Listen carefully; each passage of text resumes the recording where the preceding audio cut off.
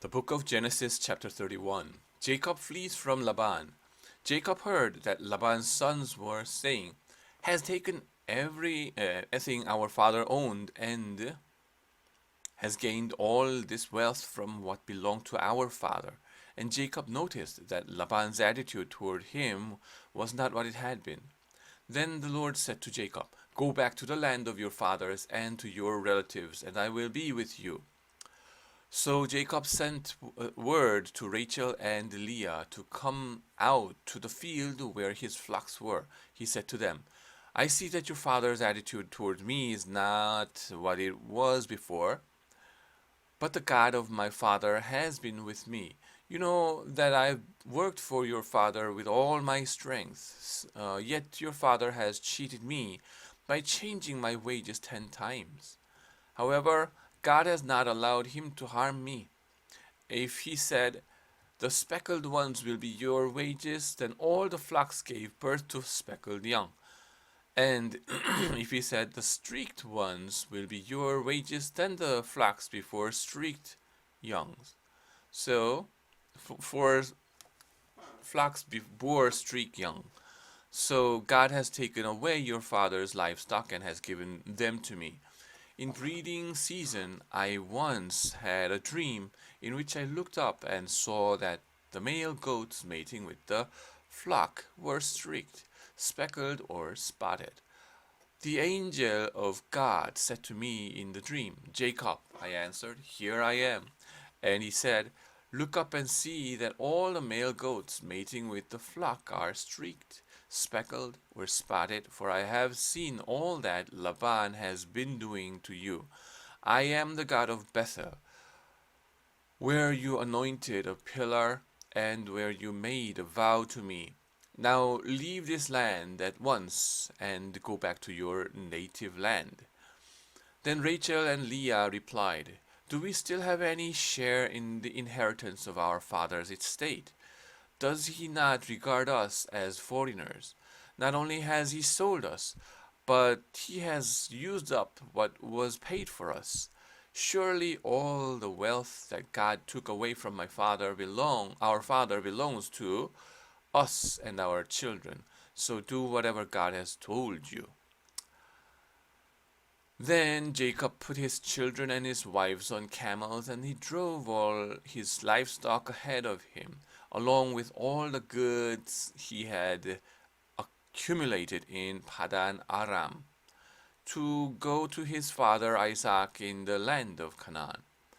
When Laban had gone to shear his sheep, Rachel stole her father's household gods. Moreover, Rachel received Laban, the Aramean, by not telling him he was running away. So he fled with all he had across the Euphrates River and headed for the hill country of Gilead. Laban pursues Jacob. On the 3rd day, Laban was told that Jacob had fled, taking his relatives with him. He pursued Jacob for 7 days and caught up with him in the hill country of Gilead. Then God came to Laban the Aramean in a dream at night and said to him, 'Be careful not to say anything to Jacob, either good or bad.' Jacob had pitched his tent in the hill country of Gilead when Laban overtook him, and Laban and his relatives camped there too. Then Laban said to Jacob, 'What have you done? You've deceived me, and you've carried off my daughters like captives in war.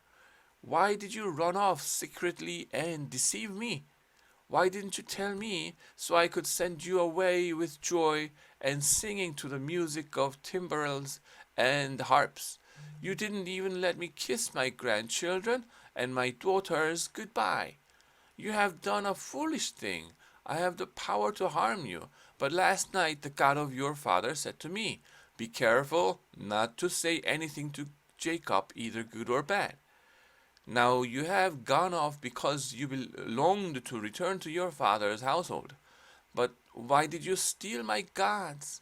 Jacob answered Laban, I was afraid because I thought you would take your daughters away from me by force.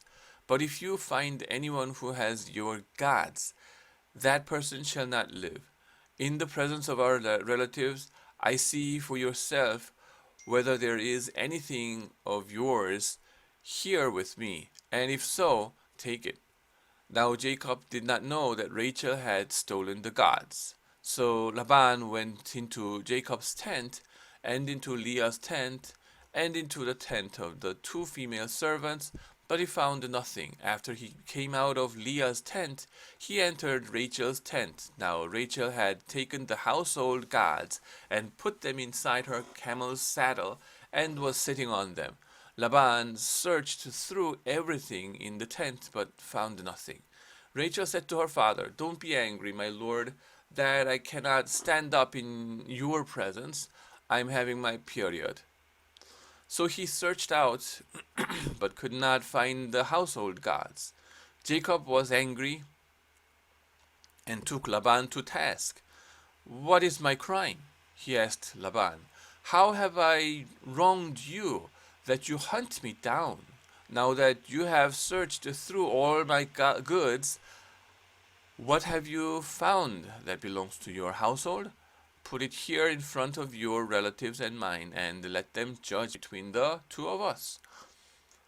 I have been with you for 20 years now. Your sheep and goats have not miscarried, nor have I eaten rams from your flocks. I did not bring you animals torn by wild beasts.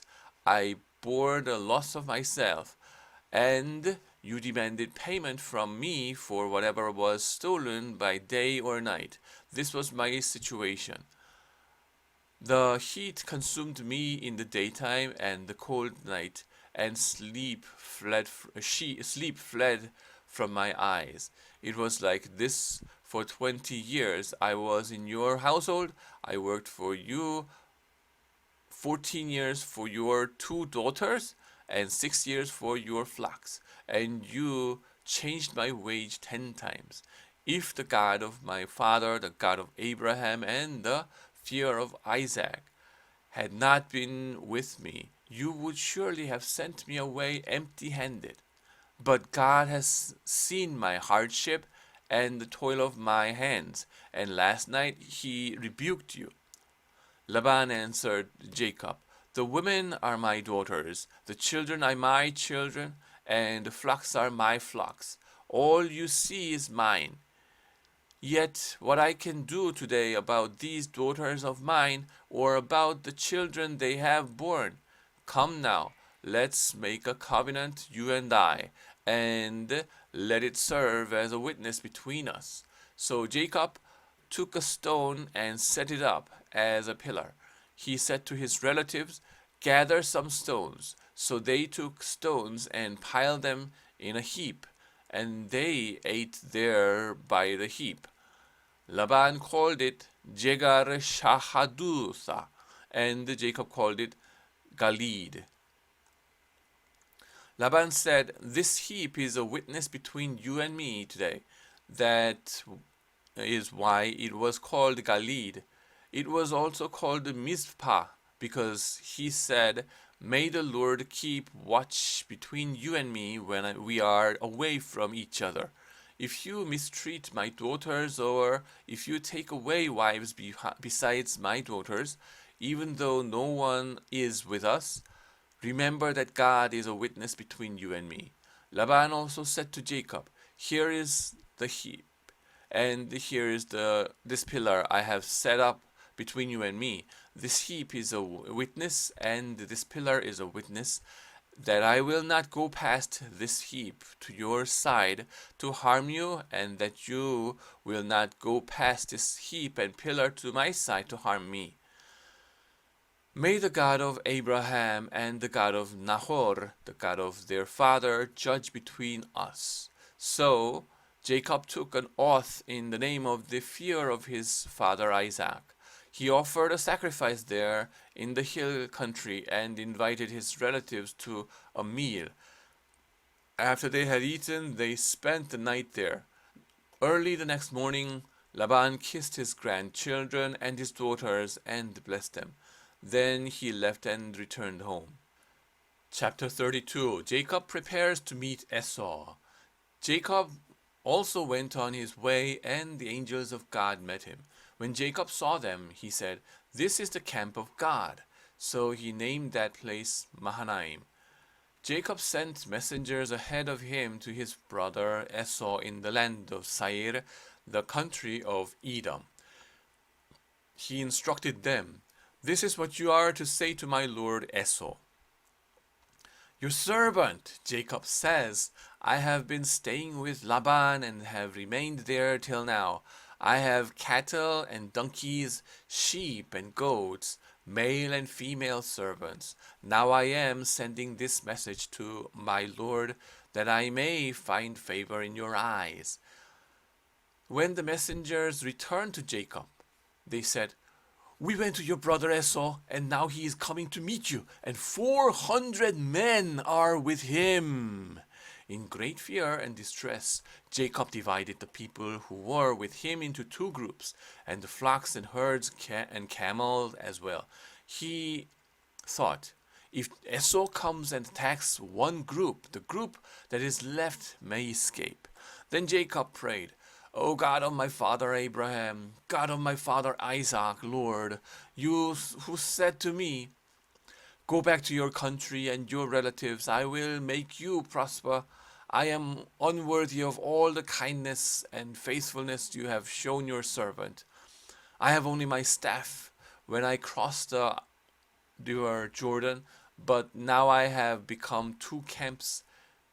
Save me, I pray, from the hand of my brother Esau, for I am afraid he will come and attack me, and also the mothers with their children. But you have said, I will surely make you prosper, and will make your descendants like the sand of the sea, which cannot be counted."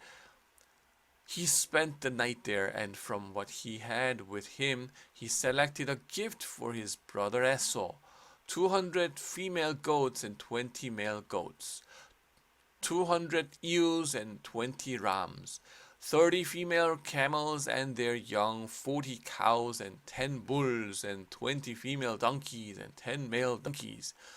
He put them in the care of his servants, each herd by itself, and said to his servant, "Go ahead of me and keep some space between the herds." He instructed the one in the lead, "When my brother Esau meets you and asks, 'Who do you belong to, and where are you going, and who owns all these animals in front of you?' then you are to say, 'They belong to your servant Jacob. They are a gift sent to my lord Esau, and he is coming behind us.'" He also instructed the second, the third, and all the others who followed the herd. "You are to say the same thing to Esau when you meet him, and be sure to say, 'Your servant Jacob is coming behind us.' For he thought, 'I will pacify him with these gifts I am sending on ahead. Later, when I see him, perhaps he will receive me.' So Jacob's gifts went on ahead of him, but he himself spent the night in the camp. Jacob wrestles with God. That night Jacob got up and took his 2 wives, his 2 female servants, and his 11 sons, and crossed the ford of the Jabbok. After he had sent them across the stream, he sent over all his possessions. So Jacob was left alone, and the man wrestled with him till daybreak. When the man saw that he could not overpower him, he touched the socket of Jacob's hip, so that his hip was wrenched when he wrestled with the man. Then the man said, "Let me go, for it is daybreak." But Jacob replied, "I will not let you go unless you bless me." The man asked him, "What is your name?" "Jacob," he answered. Then the man said, "Your name will no longer be Jacob, but Israel, because you have struggled with God and with humans and have overcome." Jacob said, "Please tell me your name." But he replied, "Why do you ask my name?" Then he blessed him there. So Jacob called the place Peniel, saying, "It is because I saw God face to face, and yet my life was spared." The sun rose above him as he passed Peniel, and he was limping because of his hip. Therefore, to this day, the Israelites do not eat the tendon attached to the socket of the hip, because the socket of Jacob's hip was touched near the tendon. Amen.